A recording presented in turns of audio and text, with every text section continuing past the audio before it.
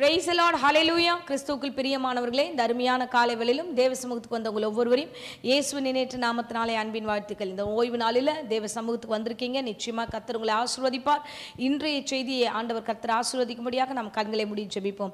அன்பு ரட்சகா, இந்த அருமையான தருணத்துக்காக ஸ்தோத்திரம். ஆண்டவர், இந்த பிரசங்கத்தை கேட்க வந்த அருமையான பிள்ளைகள் ஒவ்வொருவரையும் இயேசுவின் நாமத்தினாலே அடியே நான் ஆசீர்வதித்து ஒப்பு கொடுக்கிறேன். ராஜா, வார்த்தைகள் ஒவ்வொன்றும் பிள்ளைகளுக்கு பிரயோஜனம் உண்டாகட்டும், விடுதலை உண்டாகட்டும். ஆசீர்வாதத்தை கர்த்தர் கட்டளையிடுவீராக. உங்களுடைய சமூகத்தில் ஒப்படைக்கிறேன். கர்த்தர் தாமே பொறுப்பெடுத்துக்கொள்ளும். கேட்கிற எல்லா இடங்களிலும் ஆசீர்வாதத்தை கட்டளையிடுவீராக. எல்லா தடைகளும் நீக்கி போடுவீராக. இயேசுவின் நாமத்திலே ஜெபிக்கிறோம் நல்ல பிதாவே, ஆமேன், ஆமேன், ஹல்லேலூயா. கர்த்தர் நல்லவர், அவர் கிருபை என்றும் உள்ளது. ஆமேன். ஸோ இந்த நாளில் கூட நம்ம உபவாச ஜெபங்கள் கடந்து போய் கொண்டிருக்கிறது. நீங்களும் உபவாசித்திருப்பீங்க நான் நினைக்கிறேன். இந்த 2 நாட்களில் தேவ சமூகத்தில் நம்ம குடும்பத்திற்காக நம்ம அர்ப்பணித்து ஜெபிக்கிற ஜெபங்களுக்கு கர்த்தர் நிச்சயமாய் பதில் தர வல்லவராயிருக்கிறார். ஆமேன், ஹல்லேலூயா.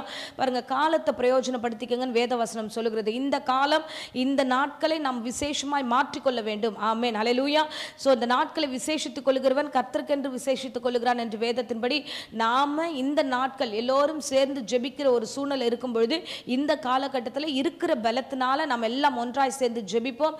கர்த்தர் இந்த உபவாச ஜெபங்களுக்கு கர்த்தர் பெரிய காரியங்களை ஆண்டவர் உங்களுக்கு செய்வார், பதில் தருவார், உங்களை ஆசீர்வதிப்பார். ஆமென், ஹல்லேலூயா.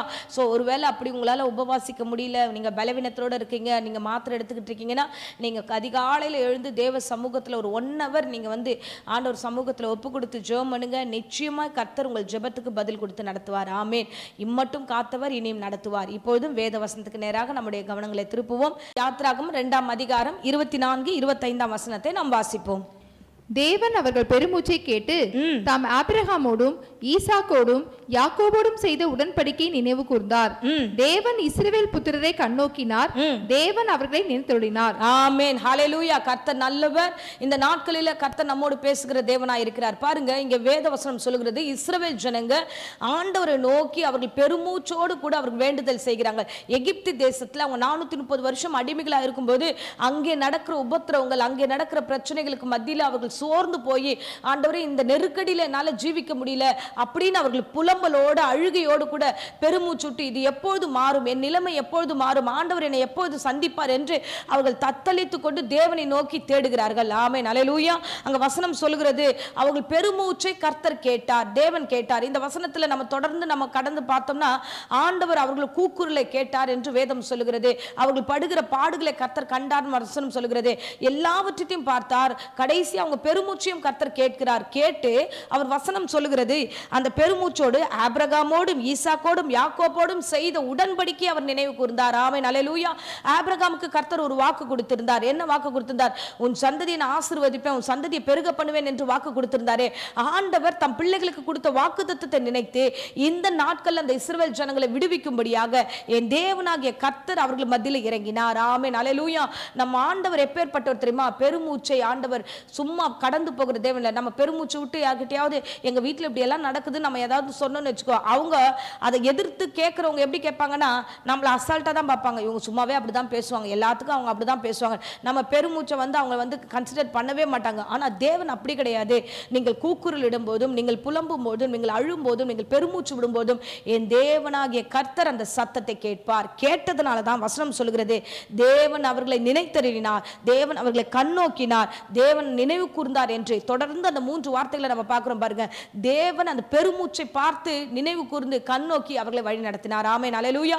விடுவிக்கும்படியாக கடந்து வந்தார். பாருங்க, சங்கீதம் 6:6 வசனத்தில் நம்ம வாசிக்கிறோம், என் பெருமூச்சினால் இறைத்து போனேன், ரா முழுவதும் என் கண்ணீரால் என் படுக்கையை மிகவும் ஈரமாக்கி என் கட்டிலை நனைக்கிறேன். ஆமென், ஹல்லேலூயா.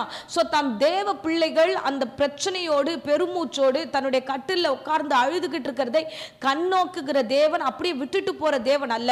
ஆமென், ஹல்லேலூயா. அதுதான் தாவீதுகாரர் சொல்லுகிறான், ஆண்டவரே நான் பெருமூச்சோடு ஆண்டவரே என் பிரச்சனையை நினைக்கிறேன், எங்க போனாலும் எனக்கு பிரச்சனையா இருக்கு, எங்க போனாலும் கதவுகள் திறக்கப்படல, நான் முன்ன போனாலும் சரி பின்ன போனாலும் சரி எல்லாமே நெருக்கடியா இருக்கு. இந்த பெருமூச்சை நான் கண்டு ஆண்டவரே அப்பா என்னால விட முடியல, என்னால மூச்சு கூட விட முடியல ஆண்டவரே, என்னுடைய நெருக்கங்கள் அவ்வளவா இருக்கிறது என்று அவன் புலம்புகிறான். ஹல்லேலூயா. என் அன்பு பிள்ளையே, இவ்விதமான ஒரு புலம்பலோடு இந்த பிரசங்கத்தை நீங்க உட்கார்ந்து இருந்தீங்கன்னா, ஆண்டவரே ஒவ்வொரு வருஷம் நாங்கள் வந்து இந்த உபவாசிக்கிறோம், 40 நாள் கடந்து போகிறோம், இருக்கிறோம். ஆனா பிரச்சனை மாறினது போல இல்ல ஆண்டவர், அது தொடர்ந்து நடந்து கொண்டிருக்கிறது.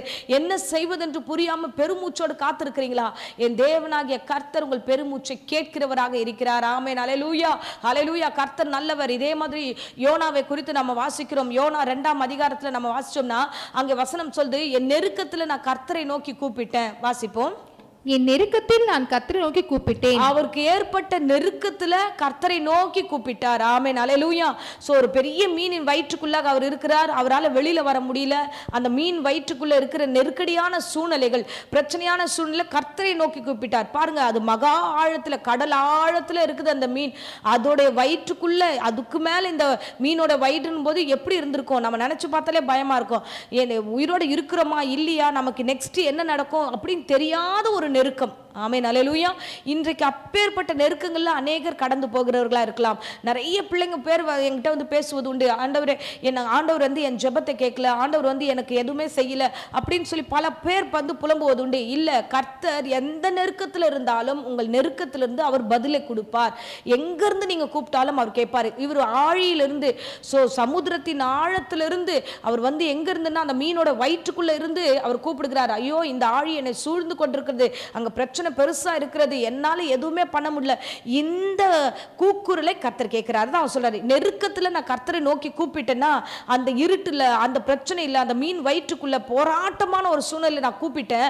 அப்பொழுது அவர் எனக்கு உத்தரவு அருளினார்.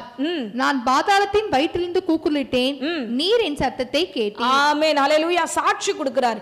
இன்றைக்கு அவிசுவாசமான வார்த்தைகள் நிறைய நம்ம பேச ஆரம்பிச்சிட்டோம். ஐயோ, இது எதுவுமே நடக்கல, அது நடக்கல, இது நடக்கலன்னு நம்ம ஆண்டவருக்கு முன்னாடி கேள்விகளை நிறைய வைக்க ஆரம்பிச்சிட்டோம். ஆனா ஒரு காரியம், கர்த்தர் இம்மட்டும் நடத்தினாரே, இனியும் நம்ம நடத்த வல்லவரா இருக்கிறார். இந்த நெருக்கடியில நம்ம கடந்து வந்திருக்கிறோம்னா ஆண்டவர் ஏதோ ஒரு முகாந்திரத்தோட தான் அதுல கொண்டு வந்திருக்கிறார். என் தேவனாகிய கர்த்தர் அவருடைய சித்தத்தின்படி நம்மை நடத்துகிறார். ஆமென். அல்லேலூயா. யோனாவுடைய காலத்துல அப்பேற்பட்ட நெருக்கடி, அடி பாதாளத்திலிருந்து அவர் கூப்பிட்டேன் என்று சொல்லும்போது கர்த்தர் என் சத்தத்தை கேட்டார் என்று அவர் சாட்சி கொடுக்கிறார். இன்றைக்கும் நீங்கள் சாட்சி சொல்லும் விதமாக கர்த்தர் உங்களுடைய கூக்குரலை கேட்பார். உங்கள் நெருக்கத்தை கர்த்தர் பார்ப்பார். உங்களுடைய பெரும் மூச்சை கர்த்தர், நீங்கள் விட்டு ஜெபிக்கிற அந்த ஜெபத்தை கர்த்தர் கேட்டுக்கொண்டுதான் இருக்கிறார். ஆமென். அல்லேலூயா. அவர் உங்களை கைவிடவே மாட்டார். அவர் உங்களை நினைக்கிற தேவனாய் இருக்கிறார். யோனாவுடைய காலத்துல அவன் கூப்பிடும்போது கர்த்தர் அதை ரட்சிப்பாய் மாற்றுகிறார். அந்த நாட்கள் அவனுக்கு ரட்சிப்பாய் மாறுகிறது. கூப்பிட்டவனுக்கு ரட்சிப்பு காத்திருக்கிறது. வாசிப்போம் 9வது வசனத்தை. நானோவெனில் துதியின் சத்தத்தோடே உமக்கு பலியிடுவேன், நான் பண்ணின பொருத்தனையை செலுத்துவேன், ரட்சிப்பு கர்த்தருடையது என்றார். ஆமென். அல்லேலூயா. நான் எல்லா துதிகளோடு கணங்களோடு நான் மறுபடியும் அவரிடத்துல வந்து ரட்சிப்பை பெற்றுக்கொள்வேன் என்று விசுவாசித்தான். இந்த விசுவாசம் நமக்கு தேவை.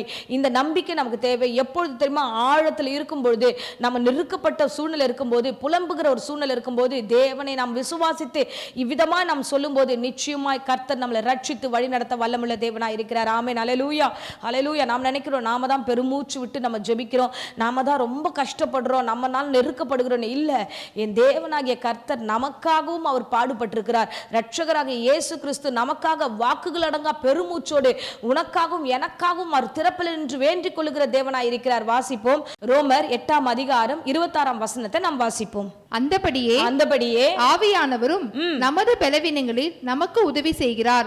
நாம் ஏற்றபடி வேண்டிக் கொள்ள வேண்டியது இன்னதென்று அறியாமல் இருக்கிறபடியால் ஆவியானவர் தாமே வாக்கு கடங்காத பெருமூச்சுகளோடு நமக்காக வேண்டுதல் செய்கிறார். ஆமென். ஹல்லேலூயா. பாருங்க, நாம எப்படி ஜெபிக்கணும்னு தெரியல, நமக்கு ஏற்பட்ட பிரச்சனையில நமக்கு ஜெபிக்க தெரியல, நம்ம புலம்ப ஆரம்பிச்சிட்டோம், நம்ம அழ ஆரம்பிச்சிட்டோம், நம்ம நெருக்கப்பட்ட ஒரு சூழ்நிலையில் இருக்கிறோம்.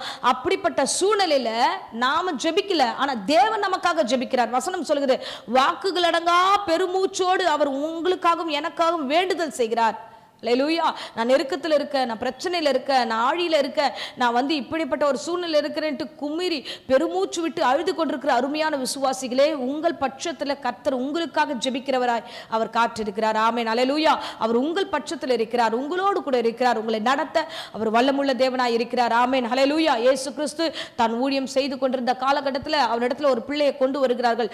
அவன் வந்து அவனை குறித்து வேதம் சொல்லுகிறது. நாம மார்க் 7ஆம் அதிகாரத்தில் வாசிச்சோம்னா 32ல இருந்து தொடர்ந்து வந்து அதுல இருக்கும். கொன்னை வாய் உடையவனும் செவிடனுமாகி இருக்கிற ஒரு பிள்ளையை கொண்டு வருகிறார்கள். அவனிடத்துல கொண்டு வந்து கர்த்தரிடத்துல ஒப்பு கொடுக்கிறாங்க. ஆண்டவரே, நீர் எப்படியாகிலும் உம்முடைய கையை அவர் மீது வைங்க, ஆண்டவர் எப்படியாகிலும் அவன் சுகம் பெற வேண்டும் என்று அவர்கள் விரும்புகிறார்கள். அந்த இடத்துல தேவனாகிய கர்த்தர் ஒரு பெரிய அற்புதத்தை செய்கிறார். இயேசு கிறிஸ்து செய்த அற்புதத்தை நாம் காண்போம். மார்க் 7ஆம் அதிகாரம் 32, 33 தொடர்ந்து வாசிப்போம். அங்கே கொன்னை வாயுடைய ஒரு செவிடனை அவரிடத்தில் கொண்டு வந்து அவர் தமது கையை அவன் மேல் வைக்கும்படி வேண்டிக் கொண்டார்கள். அப்போது அவர் அவனை ஜனக்கூட்டத்தை விட்டு தனியே அழைத்து கொண்டு போய் தம்முடைய விரல்களை அவன் காதுகளில் வைத்து உமிழ்ந்து அவனுடைய நாவை தொட்டு வானத்தை அண்ணாந்து பார்த்து பெருமூச்சு விட்டு எப்பத்தா என்றார். அதற்கு திறக்கப்படுவாயாக என்று அர்த்தமாம். ஆமென், ஹல்லேலூயா. உடனே அவருடைய செவிகள் திறக்கப்பட்டு அவருடைய நாவின் கட்டுகள் எல்லாம் என்ன ஆயிடுச்சு? அவிழ்ந்து போனது. ஹல்லேலூயா. கர்த்தர் நல்லவர். ஒரு பிள்ளையை கூட்டு வராங்க. அவனால வந்து எப்படிப்பட்ட ஒரு சூழ்நிலைனா, கொன்னை வாயோடு செவிடனாய் அவன் வந்து சரியில்லாதவனா இருக்கிறான். அவன் நாவு கட்டப்பட்டிருக்கு, அவனால பேச முடியல, தெளிந்த காரியம் இல்ல. அப்பேற்பட்ட பிள்ளைக்காக கர்த்தராகிய தேவன் பெருமூச்சு விட்டு ஒரு வார்த்தை அண்ணாந்து பார்க்கிறார். வானத்தை அண்ணாந்து பார்த்து பெருமூச்சு விட்டு எப்பத்தா என்று சொல்லும் பொழுது தேவனாகிய கர்த்தர் அங்கே அவனுடைய நாவுகளை கர்த்தர் திறந்தார். ஆமென், ஹல்லேலூயா. எப்பத்தா என்றால் திறக்கப்படுவதாக. ஹல்லேலூயா. இன்றைக்கு நீங்க பெருமூச்சு விடுறதை காட்டிலும் உங்களுக்காக தேவன் பெருமூச்சு விடுகிற தேவனா இருக்கிறார். ஆண்டவரே, நானும் இப்படிப்பட்ட ஒரு சூழ்நிலை தான் இருக்கிறேன். ஆண்டவரே, என் வாய் திறக்கப்படல, என் செவிகள் கேட்கல, நான் இப்பேற்பட்ட நெருக்கத்தில் இருக்கிறேன் என்று பிரச்சனைகளோடு, வியாதிகளோடு, பலவீனத்தோடு சோர்ந்து போய் இந்த பிள்ளையில நீங்க விழுந்து கிடப்பீர்கள் என்றால் உங்களுடைய படுக்கை அறையில கர்த்தர் வந்து உங்களுக்காக திறக்கிறவராக இருக்கிறார். உங்கள் சூழ்நிலைகளை மாற்றுகிறவராக இருக்கிறார். உங்களை வழி நடத்துகிற தேவனாய் இருக்கிறார். ஆமென், ஹல்லேலூயா. அங்கே நின்று எவ்வளவு பாரத்தோடு ஜெபம் பண்ணியிருப்பார். ஐயோ, ஒரு வாலிபன், ஒரு பிள்ளை இப்படியா இருக்கிறானே, இவனால பேச முடியலையே, இவனால சரியான காரியத்தை செய்ய முடியலையே, இப்பேற்பட்ட ஒரு சூழ்நிலையில இவன் காணப்படுகிறான் என்று எல்லா ஜனங்களுக்கும் தெரியும். இயேசு கை வைத்தால் அற்புதம் நடக்கும் என்று கொண்டு வந்து அவர்கிட்ட விடுக்கிறார்கள். அங்க அந்த பிள்ளையை பார்த்த உடனே அவர் மனம் முகர்ந்து அவர் ஜெபிக்க ஆரம்பிக்கிறார். பெருமூச்சோடு ஜெபம் பண்றார். ஆண்டவரேன்ட்டு வானத்தை அண்ணாந்து பார்த்து கர்த்தரை நோக்கி அவர் கூப்பிடுகிறார். ஆமென், ஹல்லேலூயா. உங்கள் வீட்டுக்காக நீங்கள் ஜெபிப்பதை காட்டிலும் என் தேவனாகிய கர்த்தர் உங்களுக்காக அதிகமாய் ஜெபிக்கிற ஒருவர் உண்டு. ஆமென், ஹல்லேலூயா. உங்களுக்காக பெருமூச்சுகளோடு அவர் விடாமல் ஜெபித்துக் கொண்டிருக்கிறார். நாம இப்ப என்ன ஆயிடுச்சுன்னா அடையாளத்தை தேட ஆரம்பிக்கிறோம். ஆண்டவரே, நீங்க இந்த பிரச்சனையில எனக்கு இது ஏதாவது ஒரு அடையாளத்தை கொடுங்க, அது ஏதாவது அடையாளத்தை கொடுங்க, நிறைய அடையாளத்தை கேட்க ஆரம்பிச்சிட்டோம். அப்போ கூட ஆண்டவராகிய கிறிஸ்து சொல்கிறார், இந்த இஸ்ரவேல் ஜனங்களுக்கு மத்தியில இப்படிப்பட்ட ஜனங்க அடையாளத்தை தேடுகிறார்கள், நிறைய அடையாளத்தை தேடுகிறார்கள். இதுக்காகவே ஆண்டவர் வந்து தொடர்ந்து நம்ம வாசிச்சு வந்தோம்னா அந்த வசனத்திலே சொல்லப்படுகிறது. மார்க் 8ஆம் அதிகாரத்தில் பார்த்தீங்கன்னா, ஜனங்களுக்கு மத்தியில் இவர்கள் அடையாளத்தை தேடுகிறார்கள் என்று பெருமூச்சோடு அவர்களுக்காக வேண்டுதல் செய்தார். அவர்கள் கர்த்தருடைய அற்புதத்தை உணர வேண்டும் என்பதற்காக. ஆமென், ஹல்லேலூயா.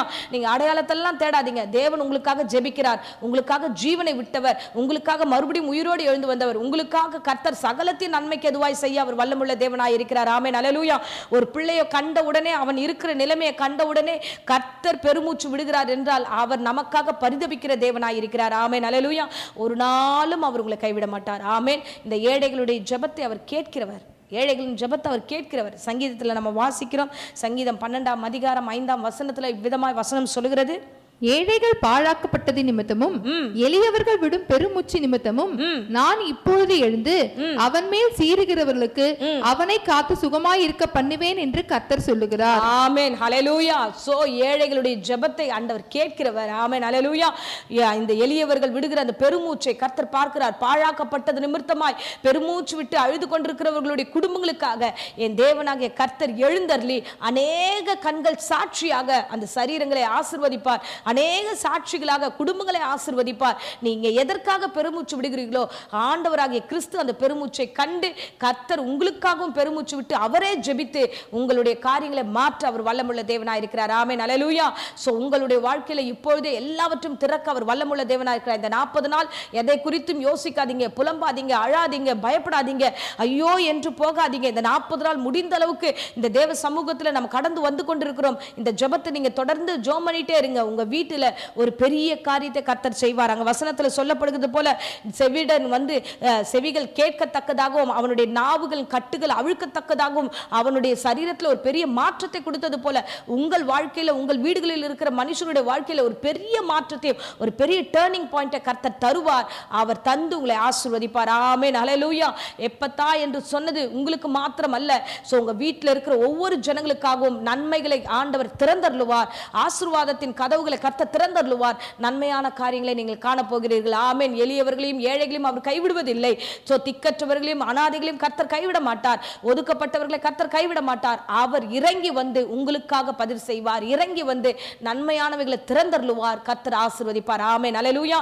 நல்ல கவனமா வைத்துக் கொள்ளுங்க. அவர் உங்க பக்கத்துல நின்று அவர் பெருமூச்சு விட்டு வானத்தை அண்ணாந்து பார்த்து இப்பொழுதே இந்த காரியம் திறக்கப்படுவதாக என்று சொல்லுகிறார். திருமண காரியங்களை கர்த்தர் வாய்க்க பண்ணுவார். வீட்டின் காரியத்தை கர்த்தர் ஒழுங்க பண்ணுவார். வேலையின் காரியத்தை கர்த்தர் ஒழுங்கு பண்ணுவார். நீங்கள் எதற்கெல்லாம் உபவாசித்து பெருமூச்சு விட்டு அழுது கொண்டு ஜெபம் பண்ணிட்டு நீங்கள் கடந்து போகிறீர்களோ அது எல்லாவற்றையும் அடைக்கப்பட்ட வாசல்கள் திறக்கப்படும். என் தேவன் புதிய சிருஷ்டியாய் உங்களையும் உங்கள் குடும்பத்தையும் மாற்ற வல்லவராயிருக்கிறார். ஆமென். ஆகையால விசுவாசத்தோட இருங்க. தேவனாகிய கர்த்தர் உங்களோடு இருந்து பெரிய காரியம் செய்வார். அதுதான் அவர் சொன்னார். ஆபிரகாமுக்கும் ஈசாக்கும் யாக்கோபுக்கும் கொடுக்கப்பட்ட உடன்படிக்கை நான் நினைவு கூர்ந்து என் பிள்ளைகளை நான் நோக்கி பார்த்து அவர்களை விடுதலை ஆக்குவேன் என்று. ஆமென். அல்லேலூயா. உங்களுக்கு கொடுக்கப்பட்ட எல்லா வாக்குத்தத்தங்களும் ஒன்றும் தரையில விழுந்து போகாதபடி எல்லாவற்றையும் நிறைவேற்றுவார். அடைக்கப்பட்ட வாசல்கள் திறந்து எல்லாவற்றையும் சாட்சியா நடத்துவார். ஆமென். இப்போதும் அடியேன் உங்களுக்காக ஜெபிக்கிறேன். அன்பு ரட்சகா, இந்த அருமையான தருணத்துல கர்த்தாவே எங்கள் பெருமூச்சை கேட்டு மாத்திரம் அல்ல, நீரும் எங்களுக்காக பெருமூச்சு விட்டு ஆண்டவரே அதிகமாய் ஜெபிக்கிற தேவனாய் இருக்கிறீர். அப்பா உமக்கு ஸ்தோத்திரம் ஸ்தோத்திரம் ஸ்தோத்திரம். ஆண்டவரே அப்பா திறக்கப்படுவதாக என்று வேதத்தின் வார்த்தைகளை நாங்கள் அறிந்து கொண்டோம். இப்பொழுதே இந்த பிரசங்கத்தை கேட்டுக்கொண்டிருந்த ஒவ்வொரு வீடுகளில் ஆண்டவரே அடைக்கப்பட்ட வாசல்கள் திறக்கப்படுவதாக ஆண்டவரே. ஏசப்பா ஓடைய வாழ்க்கைகள் ஆண்டவரே ஆசீர்வாதம் இல்லாமல் ஆண்டவரே கசந்த வாழ்க்கையா இருக்கிறவருடைய வாழ்க்கையில ஒரு பெரிய அற்புதங்களை காண செய்வீராக ஆண்டவரே. அப்பா புலம்புகிற வீடுகளில் ஆனந்த களிப்பு உண்டாக்கத்தக்கதாய் ஆண்டவரே இந்த வேளையில் ஆண்டவரே பெருமூச்சு விட்டு இப்பொழுது அடியேனும் ஆண்டவரே ஜெபிக்கிற ராஜா ஒரு பெரிய மாற்றத்தை கர்த்தர் கட்டளிடும்படியாய் நாங்கள் தயவாய் ஜெபிக்கிறோம். இந்த உபவாச ஜெபங்களை அங்கீகரிப்பீராக. ஒருவருடைய உபவாசமும் வீணாய் போகாதபடி, இந்த நாட்கள் இந்த பொழுதெல்லாம் வீணாய் போகாதபடி இந்த ஜெபத்தை கர்த்தர் கேட்டு ஆண்டவரே நீ தொடர்ந்து அற்புதங்களை செய்யும். ஆண்டவரே உம்முடைய கரத்தில் ஒப்படைக்கிறோம். ஆண்டவரே உமக்கு ஸ்தோத்திரம். இந்த வேளையில் அப்பா இந்த ஜெபத்துக்கு விரோதமாய், இந்த குடும்பத்துக்கு விரோதமாய், இந்த ஜெபத்தை கேட்டுக்கொண்டிருக்கிற பிள்ளைகளுக்கு விரோதமாய் எழுந்திருக்கிற பொல்லாத சாத்தானை ஆண்டவரே இயேசுவின் நாமத்தில் சபித்து கட்டுகிறேன். அவிசுவாசமான எண்ணங்களையும் தேவையற்ற காரியங்களையும் கொடுத்து ஆண்டவரை குழப்புகிற ஆவிகளை இயேசுவின் நாமத்தில் சபித்து கட்டுகிறேன். பரிசுத்த ஆவியானவர் பெரிய விடுதலை கர்த்தர் கட்டளையிடுவீராக, ஆசீர்வதிப்பீராக. இயேசுவின் நேற்று நாமத்தினாலே ஒப்பு கொடுக்கிறேன். வியாதியோடு பலவீனத்தோடு யாராகிலும் இந்த பிரசங்கத்தை கேட்டுக்கொண்டுதான் பூரண சுகமும் ஆரோக்கியம் உண்டாகட்டும். ஆண்டவரே இந்த உஷ்ண காலத்தில் ஏற்படுகிற எல்லா பலவீனம் நீக்கி போடுவீராக. இயேசுவின் நாமத்திலே ஜெபித்து ஒப்பு கொடுக்கிறேன் ஜீவனுள்ள நல்ல பிதாவே. ஆமென். ஆமென். Praise the Lord. God bless you.